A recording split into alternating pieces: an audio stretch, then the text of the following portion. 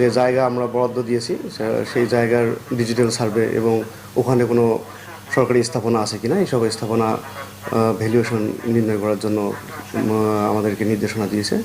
উন্নত চিকিৎসা সেবা ঘরের দরজায় পেয়ে উচ্ছ্বসিত স্থানীয়রা।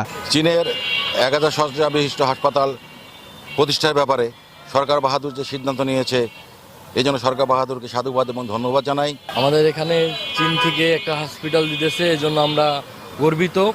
আধুনিক চিকিৎসা সরঞ্জাম, প্রশিক্ষিত জনবল এবং আন্তর্জাতিক মানের সেবা পেলে বিদেশ নির্ভরতা কমবে বলেও মনে করছেন সংশ্লিষ্টরা। এই কাজের মাধ্যমে এই এলাকা শুধু নয়, গোটা বাংলাদেশে এবং আমাদের পাশাপাশি যে দেশ রয়েছে সেই দেশগুলো এখান থেকে উপকৃত হবে।